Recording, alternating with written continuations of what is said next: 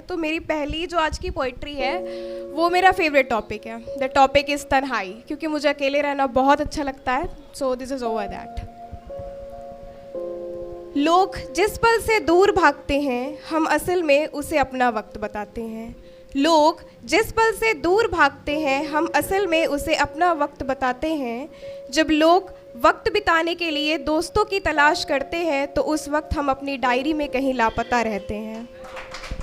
शुक्रिया। जब लोग अपना दर्द बांटने के लिए हमदर्द की तलाश करते हैं तो उस वक्त हम खुद को ही खुद में समेटने की कोशिश करते हैं। जब लोग बेताब होते हैं औरों में अपनी खुशियां बांटने के लिए तो उस वक्त हम आईने में खुद से ही खुद की खुशियां बयां करने में मसरूफ़ रहते हैं।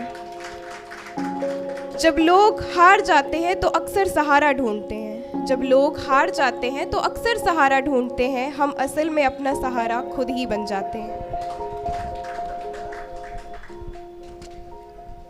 हम तन्हाई पसंद लोग हैं जनाब, हम अक्सर बेवजह की महफिलों से घबराते हैं। सलाम दुआ खैरियत हो गई ना, अब इसके आगे किसी से आगे बात बढ़ाने में हिचकिचाते हैं। पसंद होता है हमें भी नए लोगों का साथ, पसंद होता है हमें भी नए लोगों का साथ, पर पुराने कुछ अपनों के दिए हुए तजुर्बों की वजह से हम जल्दी किसी के आगे दोस्ती का हाथ नहीं बढ़ाते हैं। हम तन्हाई पसंद लोग हैं जनाब, लोग जिस पल से दूर भागते हैं हम असल में उसे अपना वक्त बताते हैं। एक ऐसा वक्त जिसमें खुद के सिवा कोई और दूसरा शामिल नहीं होता। शायद इसीलिए तन्हाई में शोर कम, खामोशी ज़्यादा होती है। शायद इसीलिए तन्हाई में न गम होता है न खुशी होती है, उस लम्हे में सिर्फ सुकून होता है। शायद इसीलिए तन्हाई में आंसू भी आता है तो ठंडक देकर जाता है।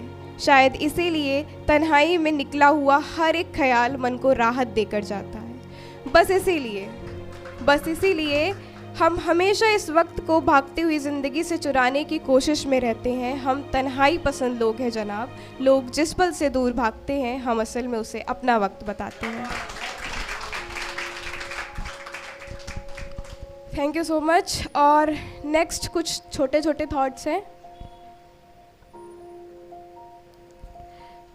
पहला जो है वो एक ऐसे पर्सन के लिए, लाइक आजकल के जो भी जनरेशन है उनके अंदर फ्लर्टिंग बहुत ज़्यादा आ गई है। हर बात पे फ्लर्टिंग, किसी के साथ भी फ्लर्टिंग करने लग जाते हैं। बट कभी कभी कुछ लोग ऐसे मिल जाते हैं जिसको देखने के बाद या मिलने के बाद लगता है यार अब ध्यान नहीं भटकना चाहिए, क्योंकि ध्यान भटका तो वो पर्सन छूट जाएगा।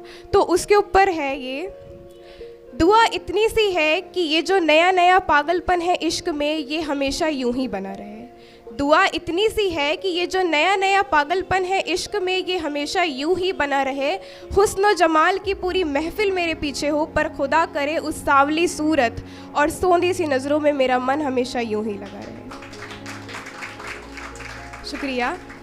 ये सच तो नहीं है कि पूरी कायनात में उससे बेहतर और कोई नहीं है। ये सच तो बिल्कुल नहीं है कि पूरी कायनात में उससे बेहतर कोई नहीं है, लेकिन फिर भी दिल कहता है कि वो करोड़ों में एक है। बस मेरा ये भ्रम हमेशा यूं ही बना रहे। आंखें तो न जाने कितनों को देखेंगी ही, आंखें तो न जाने कितनों को देखेंगी ही, पर मेरी इन नज़रों में वो हमेशा यूं ही बसा रहे। चेहरे पे खूबसूरती उसमें यूं ही लगा रहे। और ये मैंने खुद के लिए लिखा था, खुद की थोड़ी तारीफ़ करते हुए। Suppose in future I get a soulmate, तो मैं उसको ये लाइन बोलूँगी। हमारी मोहब्बत में मैं ना तो तुमसे ज़्यादा शिकायतें करूँगी और ना ही कोई बेवजह की ख्वाहिशें करूँगी। हमारी मोहब्बत में मैं तुमसे ना तो कोई शिकायतें करूँगी और ना ही कोई बेवजह की ख्वाहिशें करूँगी। तुम जहाँ सही होगे वहाँ मुस्कुराऊँगी, तुम जहाँ गलत होगे वहाँ दिल खोल कर नाराज़गी करूँगी, क्योंकि तुम खूबसूरत तो नहीं बल्कि एक समझदार लड़की के हिस्से आए हो। क्योंकि तुम खूबसूरत तो नहीं बल्कि एक समझदार लड़की के हिस्से आए हो। तुम जहाँ भटके हुए लगोगे मैं सुधार दूंगी, कोशिश जारी है मेरी, मैं तुम्हें तुम्हारी ही दुनिया में निखार दूंगी। और जान, तुम तारीफ़ों की फ़िक्र बिल्कुल भी मत करना, क्योंकि तुम बात बात पर शॉपिंग करने वाली की नहीं बल्कि एक शायरी लिखने वाली लड़की के हिस्से आए हो। And this is the last one. वो ज़रा सा छू ले गर मुझे तो मर जाने को जी चाहता है, लगता है जन्नत उसकी बाहों में ही बसी है। वो ज़रा सा छू ले अगर मुझे तो मर जाने को जी चाहता है, लगता है जन्नत उसकी बाहों में ही बसी है, महक सी जाती है रूह मेरी महज उसके एहसास से, मानो जैसे दुनिया के हर इत्र की खुशबू उसके सांसों में बसी है। शुक्रिया।